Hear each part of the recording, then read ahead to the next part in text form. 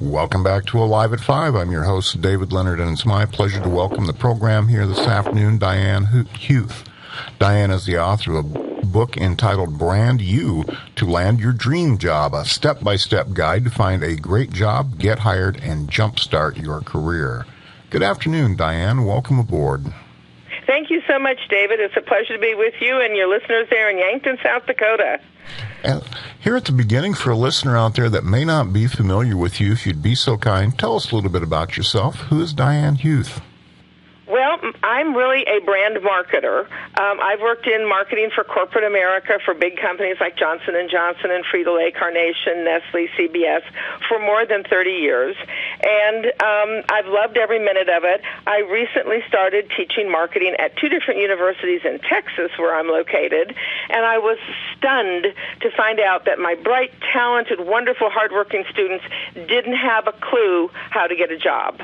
One day I came into class, they were all dressed up beautifully in suits and ties and high heels and their hair done. I didn't recognize them. I thought I was in the wrong class. And they said, no, we've been at a career fair. And I said, wonderful, let me see your resume. And they said, oh, I don't have one. I said, what do you mean you don't have a resume? Oh, I've been too busy, graduation and classes and term papers. Well, let me see your LinkedIn page. Well, I don't really have one. And I mean, these are graduating seniors with a degree in business 3 months before graduation, completely unprepared for the job market. So I went home that night and I feverishly wrote for a week and came back and presented to them what is the skeleton of this book, is all the tools that they need to market themselves as a brand, as a property, market themselves just like I market products. And that's how I became the accidental career coach. I think what you're talking about there, Diane, is kind of interesting to me, and it's this. It's that these young people had invested years of their time. They had invested thousands of dollars in their educations, but yet their educations, even though they had learned the curriculum, even though they were excelling in their courses, they still were missing one of the most basic aspects of the whole point of going to school in the first place, and that is to become employable and get a job when you're finished with school. Absolutely, and we are not doing a good job. I don't want to criticize the Career Services Department of schools. They offer programs, but they're generally voluntary. And, for example, at Texas A&M San Antonio, which is one of the schools I teach at, in April they had a career fair. We have over 7,000 students, and 400 showed up for the career fair. Yeah. I mean, they just aren't showing up. It's not important. I think in part it's the important versus the urgent. And in their minds, I've got a term paper next week. I've got a final exam. That is more urgent. And so it overtakes the importance of I'm graduating in 3 months. Does that make sense? Absolutely. I mean, everybody's going to prioritize how they utilize their time based on based upon what they see as what needs to get done during that time. Diane, you mentioned something early on about branding, and I wanted, one of the things you included in your book, I thought this was interesting, is a quote from Jeff Bezos, the founder of Amazon, when you said, your personal brand is what people say about you when you leave the room. And I don't know, especially people that age, but really people of any age that are going to be entering the job market, that's pretty important stuff to be thinking about, isn't it? Yes, and we don't tend to think of ourselves that way. And that's one of the things that I teach is all the tools that we use to market a soda or a bottle of perfume or a car are the exact same tools and techniques that you need to market yourself. And it starts with social media. It starts with your online media presence. And that's something that everybody needs to do. When was the last time you Googled yourself? I'm asking your listeners out there, when was the last time you Googled yourself? Do you know how you appear in social media for a potential employer? Because they're going to look at that. Facebook, 74% of all hiring managers will look at your Facebook page before they extend an offer, because Facebook tells us who you are and what you value and how you spend your time and energy. They're going to look at your Twitter feed to see what thought followers what thought leaders you follow, and what are the values and what are the things that you choose to share with the community. And they're going to look at your LinkedIn page, which is number one. 94% of all recruiters use LinkedIn to find recruits and to evaluate them. And then, it's so important. YouTube can be a very important tool, not because you post, videos of your summer vacation, but because you can identify companies that you want to work for, and you can follow their channel so that anytime they do anything in the YouTube space, announce a new advertising campaign or a new program or a new initiative, you will get an alert sent to your computer right away saying, Procter & Gamble just launched this new video, whatever, and that lets you pick up the phone and talk to the recruiter and say, hey, I love the new video you just released. I really think that resonates. So it allows you to engage with people that you want to build a relationship. And most people don't look at it that way. They don't understand how important social media is in making you or breaking you professionally. And if I may, another thing that people don't understand, and we do not teach, nobody teaches this skill, which is networking. Networking is so important because your future employer is most likely at a networking event where you can go sit down, have lunch with them at your professional association where you cannot even knock on the door of the office and get in. And you need to learn professional networking skills. Number one, where to network, and then how to network, and what are the right ways and the wrong ways, and how to take a leadership role in your professional trade organizations, because let's face it, every industry has a professional organization where the movers and shakers of their industry show up, and your senior leaders in the market serve more of a mentoring role, but it allows you the opportunity to join that association, to volunteer, to get really connected, and those are the people that are bringing insightful new technologies and trends to the marketplace that some of these senior hiring managers, they're going to go to that networking luncheon or to that trade show or a professional association dinner or breakfast to learn those new skills. And it's out there for everybody to use, and nobody teaches it, nobody emphasizes it, and we don't train our young people how to do it. They feel more comfortable texting. But that's something that people need to understand, and especially our young people, because they're not real good at creating those personal face-to-face networks. And the older you get, the more important it is. The older job seeker, almost 2/3 of all jobs are done through personal relationships and personal references, and half of all jobs in the United States are filled based on a personal recommendation or personal reference and not the online job boards. There's a lot of work to do out there to get your brand built and showcasing who you are and your values. I'm on my little platform, sorry. Oh, no, that's quite all right. Well, Diane, at this point, I really think it's important that we spend at least a few minutes talking about one thing, and that it's this. Who was this written for? Because obviously the spark, the impetus of your book was when you were working with college students and you saw how unprepared they were to actually begin the business of trying to find a job. But the truth is that there's lots of reasons older people might want or need to find a job. Maybe they've been laid off. Maybe they just want a career change. Maybe they haven't been in the workforce for a long time. They want to get back to work again. There could be a lot of different things going on. So this book isn't just written for young people, is it? No, it was originally conceived that way, but so many people have come up to me and said, if I had known what you shared 20 years ago, my career would be in a different place. And I also find that baby boomers are affected by the digital divide, and they really need more help. And it's very hard for a baby boomer, anybody over 50, to get a job in corporate America. They aren't hiring us because I'm in that age group. And there's a lot of reasons for that. But the unemployment rate for people over 50 is double that of the younger cohort. It takes an unemployed boomer 2 times as long to find a job, and if they're displaced from the market, they lost their job because of a layoff or whatever, they end up getting hired back at 1/3 less money.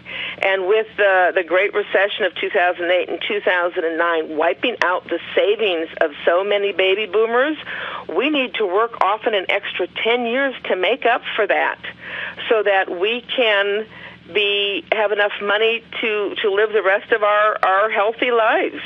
And so, yes, I am so passionate about that I'm actually writing another book that's going to come out in October, and it's going to be titled Rebrand You to Reinvent Your Career. Because a lot of times the careers that we grew up in don't last for the 40 years of our workplace. They have become obsolete. They're no longer relevant. So we have to really sit down and either rethink, I want to be doing something different, my skill set isn't applicable today, or if I want to stay in this industry and I want to stay in my job, you have to tech up, what I call tech up, because companies today are changing, they're evolving, they are following Silicon Valley and being much more agile, much more transparent, mobile, digital, and paperless. And for those of us who grew up in corporate America thinking that we wanted a corporate, corner office with a window, well, people don't have those anymore. Those are conference rooms. People work out in a bullpen together in co-working spaces. And so there's a whole change in philosophy of how companies operate, and you really need to get on board with that and become digitally fluent. And that doesn't mean just mastering the Office suite, but picking up all the tools, the apps, the habits of the digital natives. So we digital dinosaurs really have to invest in upping our technology to keep up with the rapidly changing workforce. Well, I think you're making a great point there, and it's this, that for somebody like me, like yourself, from the 8-track tape generation, as I refer to it, there are really some extra challenges, aren't there, because of the culture that we grew up in and the world we find ourselves in now. I mean, obviously, I use the internet every single day. I mean, whether I'm at work or not, but boy, there are a lot of things to learn out there, and that kind of gets me to the next point I wanted to make here, Diane, is that while so much of what you say in the book does seem to be, I think, on the surface, what we would chalk up to common sense, be prepared for the interview and all those kinds of things, have a good, solid resume with the correct punctuation and grammar and spelling and all that. Those things, common sense just doesn't happen to everybody, does it? No, and there's changes in the market that unless you've been actively in the digital workforce, you don't know about. One of the things that's scary is that the recruiting market, the job placement market, has completely been revolutionized in the last 10 years. And now 50% of all hiring and all jobs are on digital job boards like Monster and Indeed and all those different companies. And you post your resume. You know, there's a job listing that says this is what it is, this is the criteria. And you post your resume there, and it goes into the digital black hole and disappears, and you get no feedback. You have no idea what happens. Well, what happens is, because of the ease of applying for the job, the average job that's posted online, not for Google, but for your local company, 1,000 people see it. 200 people, this is a hiring funnel, 200 people start to fill out an application. 100 people actually complete that application and push enter and submit their resume. A computer reading robot system called ATS, Applicant Tracking System, a computer reads the resumes and rejects 75% of them due to lack of keyword matching before a human being ever sets eyes on them. And this is new. You don't realize what happens. So you must exactly personalize every resume and application that you send in, and you must do keyword matching, because the computer, if the job description says somebody has to have QuickBooks, and your resume says various accounting software programs. It doesn't match. It thinks you don't know QuickBooks because the language has to be identical. Otherwise, this computer's not smart enough to figure out what that means. So your resume would be rejected, even though you might have several different accounting platforms, if you don't personalize every resume and do keyword matches. And we didn't do that 10 years ago, but you need to know how to do that today. I'm visiting this afternoon with Diane Huth. Diane is the author of a book entitled Brand You to Land Your Dream Job, a step-by-step guide to find a great job, get hired, and jumpstart your career. Well, Diane, as we pointed out, things can be kind of tough, whether you're just graduated from high school or maybe you're a 50-something that wants to get a new position somewhere. Things can be kind of tough out there. What are some of the very basic first steps you would say a person needs to take, and just the nuts and bolts of creating your own personal brand? Well, we already talked about the whole social media piece. I think you need to police your digital sites and do your LinkedIn page. Then you need to gather all the resources, and it's more than just a resume. It includes letters of references and recommendation. It includes finding mentors who will coach and guide you. I believe that every job seeker should have a business card, and it should be distinctive, and it should stand out either because it's bright and colorful, or it's red, or it's black, or it's metallic, something. So if you go to a job fair, the guy pulls out 100 different white cards with black ink, yours will be memorable and will be distinctive. I think that card should have a photo. One of the interesting little tricks is you should not submit a photo on your resume.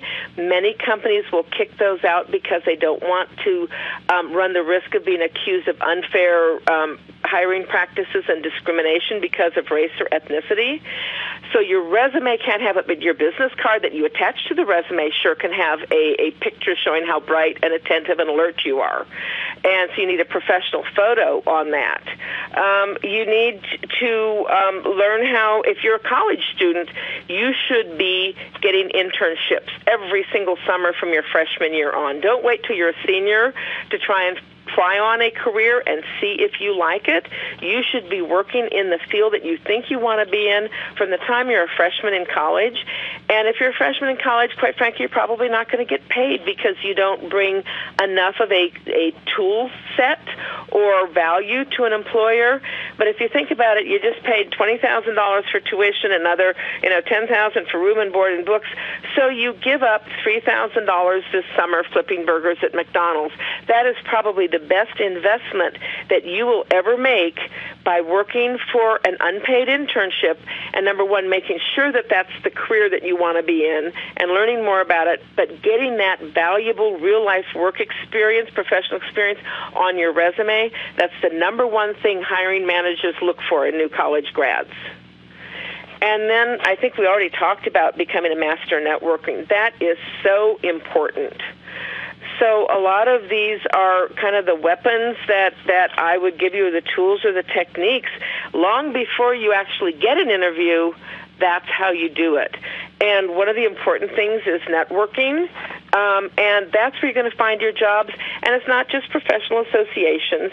Think of your alumni associations. Your alumni associations are wonderful.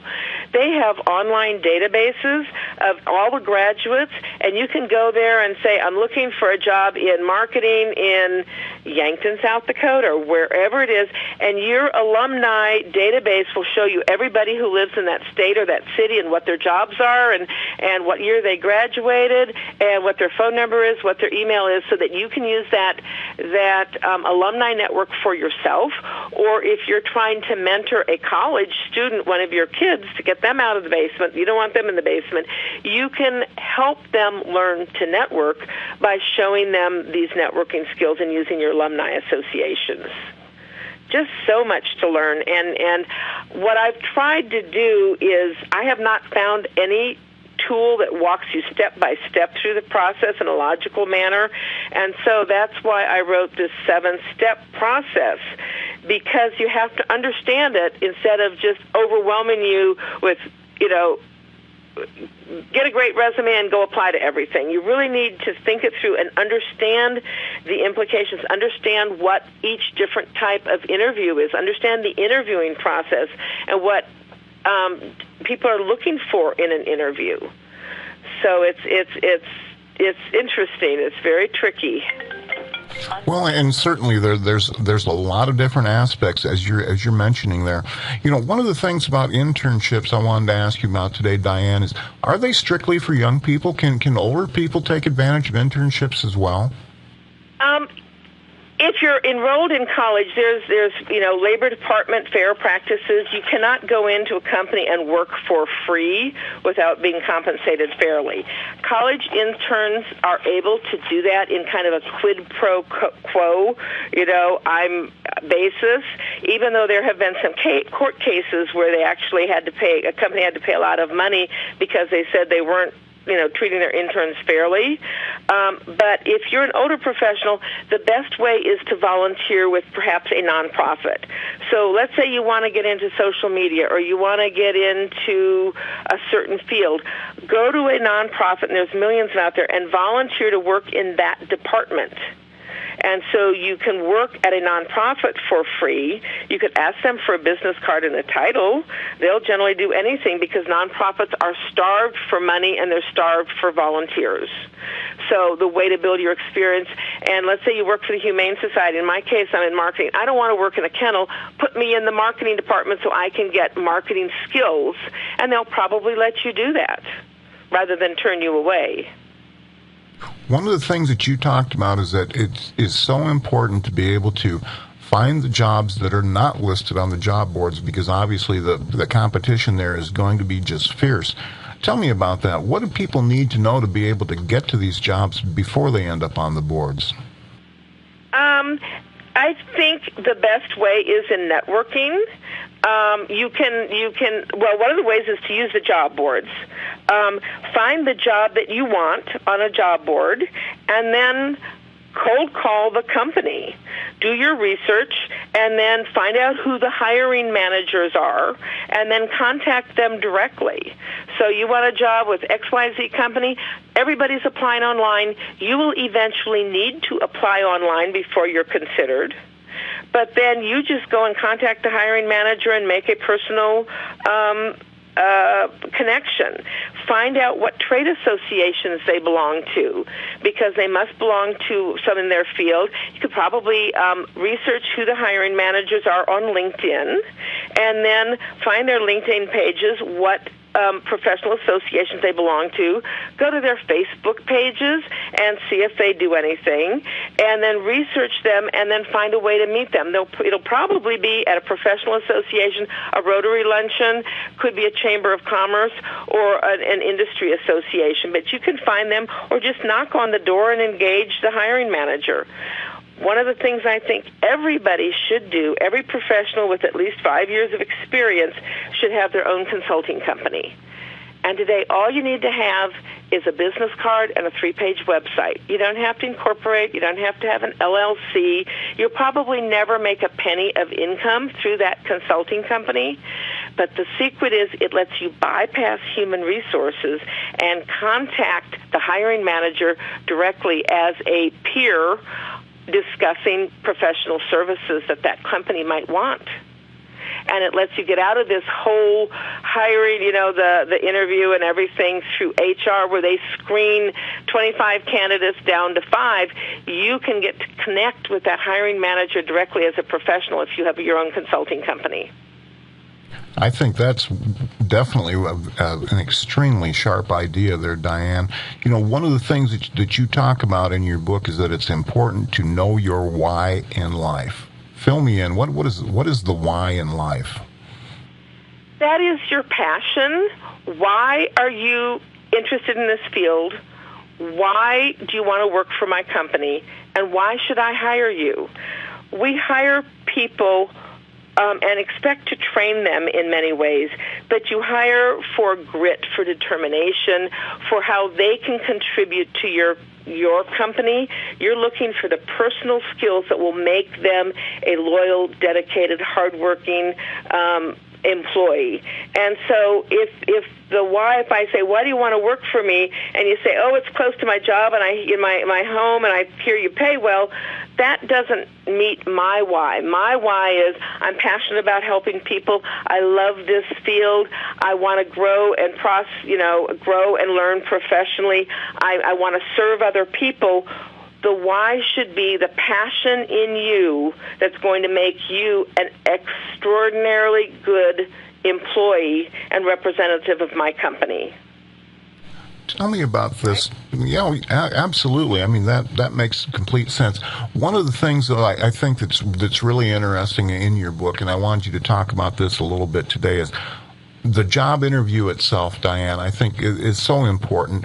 What are some of the absolute crucial, critical things you would say to anybody that's going in for a job interview that they need to be aware of ahead of time? The number one thing you need to do is research. You need to understand the company, and you must come in completely informed and able to address what you have learned through your research are the key issues that affect the company, the competitive environment, the market, is the economy affecting the company? What are the company initiatives? What are they doing? Where are they taking leadership? Where are they vulnerable? Have they been in lawsuits? Is the industry changing? What are the pain points of the person that you're going to be working for? And to be able to say, I understand the industry has been transforming. You've had a 10% decline year over year because of technology, or there have been major, technological innovations that have changed the company, and be able to talk knowledgeably as a business professional or as an industry professional and find their pain points and talk to them as a peer, and you will look so smart. And then to ask smart questions that show how much you have done in terms of research, so that you're having a conversation with them at an elevated level, and it's not some guy holding a piece of paper and saying, okay, tell me about yourself. You want to engage at a higher level where you're seen as a peer and a professional.